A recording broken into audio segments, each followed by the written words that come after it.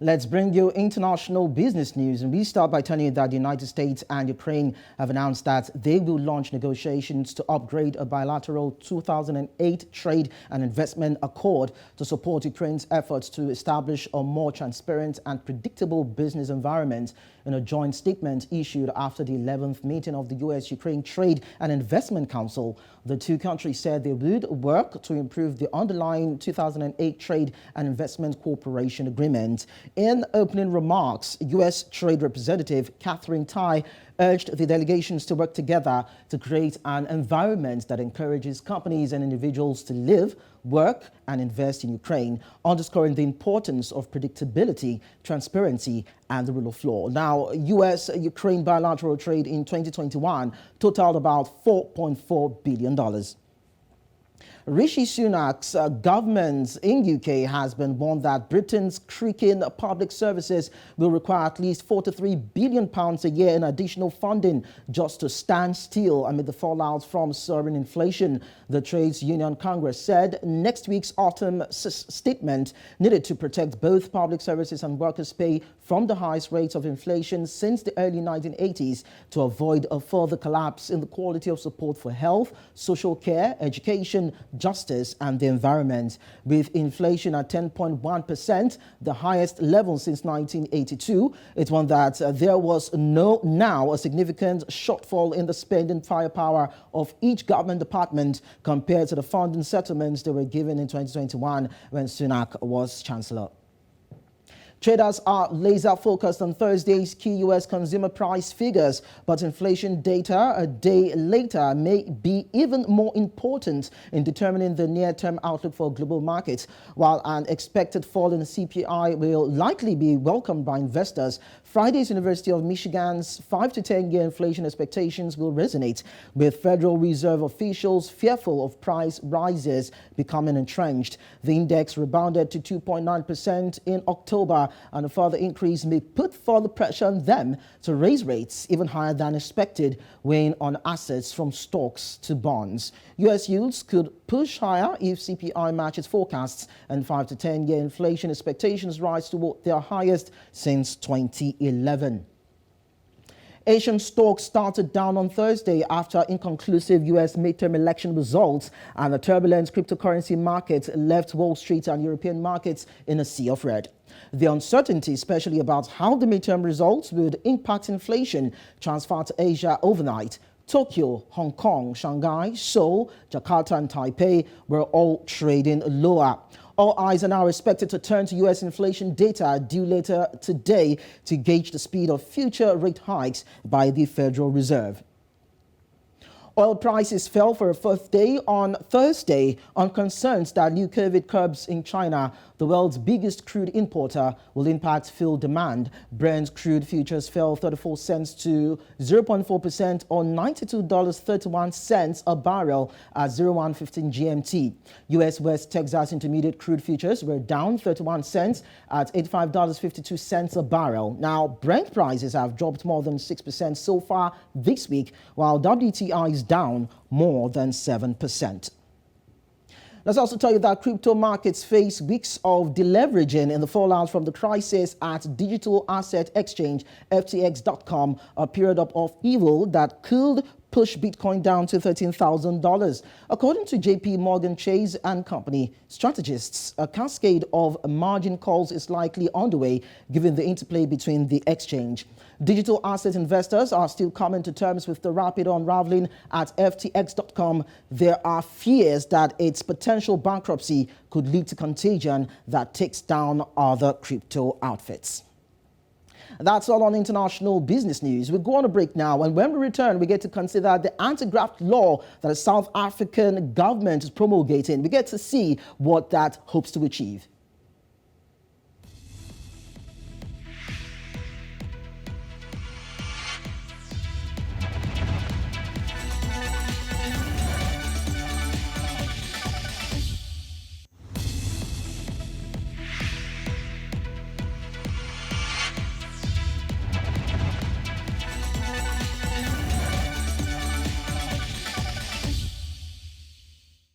South African Finance Minister Enoch Godongwana expects lawmakers to pass a new procurement law for state-owned companies and government departments next year, a reform central to efforts to clamp down on the graft that became endemic during Jacob Zuma's rule. Last month, President Cyril Ramaphosa pledged to redesign the country's entire anti-corruption architecture, including banning ministers from participating in procurement, introducing new laws to regulate state contracts, and ensuring whistleblowers are protected. The reforms were proposed in response to recommendations by a judicial panel that probed the misuse of taxpayers' funds during Zuma's 9-year presidency. Now, Ismail Momoniat, the acting head of the National Treasury, also added that the new rules will give effect to some of the changes announced.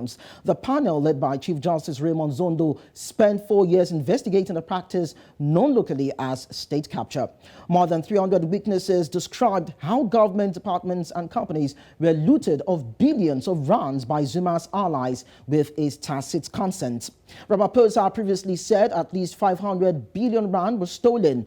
Zuma, who quit in 2018 under pressure from the ruling party, has repeatedly denied wrongdoing. So, joining me from Cape Town is Karam Singh, Executive Director of Corruption Watch South Africa. It's a pleasure to have you join us in Business Edge. Thank you for having me on the program. All right, now, South African President, that is Cyril Ramaphosa, is actually making a pledge to redesign the country's architecture as regards anti-corruption fight in the country. Now, do you think that such actions would actually influence any sort of investments coming into the country? Do outside or foreign investors see this as a good way of paving the way for them to come and invest in the country? Yeah, thank you. Well, South Africa is at a very difficult moment in terms of coming out of this era of state capture. It's also important to note from the standpoint of the investment community that South Africa has been under review by the Financial Action Task Force, and there's a potential that South Africa would become grey-listed by the task force because of weaknesses within the controls within the financial system, primarily many of which relate to the issue of procurement. So we're waiting for that announcement to come through.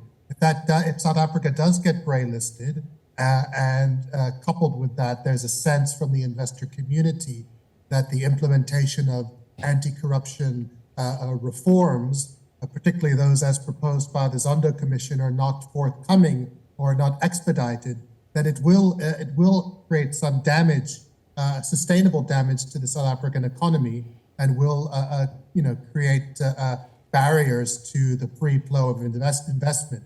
So I think it is quite critical from the standpoint, as you've addressed the issue, that South Africa really focuses on a more aggressive implementation of anti-corruption measures in line with the recommendations coming out of the Zondo Commission of Inquiry. In terms of the Procurement Act, now South Africa's Constitutional Court maintained that creating a preference for that sort of system is actually vested in each organ of the state and not in the minister. Can you educate the audience and educate us also what that means and how the process would go? Currently, South Africa has a very diffuse, decentralized procurement system. So every accounting officer, whether it be within a government, national government department, a provincial government department, a local government, state-owned enterprises, and the like, have the ability to run a procurement. Government is one of the biggest procurers of goods and services in the country. So South Africa has a vast and decentralized procurement system. And what's come out over many years of investigations is that the system is rife, is vulnerable, is rife for the potential for corruption, and that most of the big money corruption that happened under the era of state capture happened as a result of procurement fraud.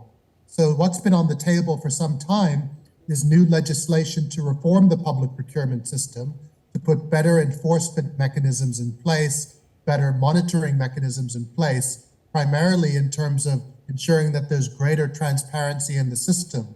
But up to now, in terms of our engagement with the draft legislation and the provisions in that bill, we still feel that the provisions are not strong enough to really future-proof the system from the type of wide-scale looting that we've seen in the past. And for us, this primarily relates to issues around transparency, being able to scrutinize procurement processes, and then also the enforcement mechanisms to go after assets when they've been irregularly awarded or stolen.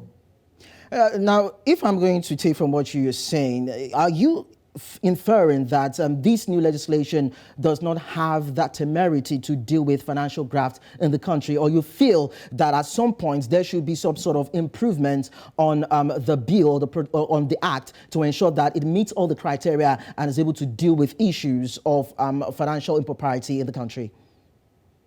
Yeah, I mean, certainly the piece of legislation that I'm speaking about, the public procurement bill, can do a lot more to be best in class, to be in line with international standards, and to really kind of shift the system away from one which is vulnerable to corruption to one which is much more robust. And as I've said, notable to that would be the transparency provisions. But it's not just procurement reform that's required. And if you look at the broad recommendations coming out of the Zondo Commission and the response from the president to them, as you mentioned, it's about really looking at the entire anti-corruption architecture, about the institutional arrangements, about ensuring that we have more coherence and strength within our enforcement capacity, and that other provisions such as ensuring that we have real protection for whistleblowers is essential in order to move South Africa beyond this era of state capture. The finance minister, that's Enoch, Godongwana, was emphatic when he said the government will not deviate from the transformational restructuring and development of frameworks that deal with graft in the country. Now, aside this, are there other measures they are hoping to put in place to deal with the issue of mismanagement of funds in the country? You know, I think one of the big issues that's been spoken about is the need for the procurement function to be professionalized, so that we need to ensure that we have a professional service and that there's appropriate expertise within the area of procurement in terms of how it's how the function is rolled out. So that would go a long way, and that would also assist in putting integrity measures into the system to ensure that that can be properly monitored. I think it's important to note that procurement is not just, and procurement reform is not just about anti-corruption, but it's also about ensuring the developmental goals of the country, and it's also about ensuring that we address issues of inequality so that we ensure that there's appropriate provisions in place to support notions around empowerment and Black economic empowerment. And that has been a major challenge in terms of the current procurement system and the way in which it's been abused. So we need more coherence broadly across the procurement system to ensure that there's more, that the rules are well understood and that they're uniformly applied, and that there's robust monitoring and enforcement within the system. Now, state-owned companies are running at a loss as of now because of the issue with monies moving back and forth and not being accounted for. Now, this new Procurement Act is set to come into effect next year, that is January 16. So what happens between now and then when the law becomes effective? I don't think very much happens between now and then. I think, you know, South Africa, it goes a bit slow at the end of the year. So, you know, we're going to just have to sort of see how matters unfold. But I don't expect any significant developments in this next period that you've noted. But that would mean that there will be a lot of litigations or counter litigations because, of course, some people will not want things like this to be swept under the carpet. What do you think? Well, I mean, there have been some new regulations which have been released by Treasury, and I think there'll be an attempt by industry to understand the implications of those regulations. But I think while the legislative process is ongoing, there still remains significant uncertainty into this space in terms of where we will actually land when that process is completed. Singh, the new regulations were said to have been gazetted on November 4 and will remain in place until the new public procurement bill is enacted to give the minister the power to set the procurement framework. Now, the ANC has elements, according to what we have, according to the figures that we have, they have elements in the rank and files that actually aided Zuma in the era of the grafts. Now, could this still place some clauses on the new law that made future corruption? I'm so sorry, but I'm having a lot of difficulty with the sound and understanding your question clearly. Okay, so this is what I'm saying. I said that the new regulations were gazetted November 4, and it will remain in place until the new procurement bill is enacted by the government to give the minister the power to set the procurement framework. Now, there have been talks around that. In the ANC, there are some elements within the rank and file that aided the Zuma era in terms of, making so much monies that so many people took and was not accounted for. Now, could they still place some clauses in the new law that actually may aid future corruption? Do you understand? I'm so sorry. The sound is so deteriorated to such an extent that I can't actually hear what you're saying properly.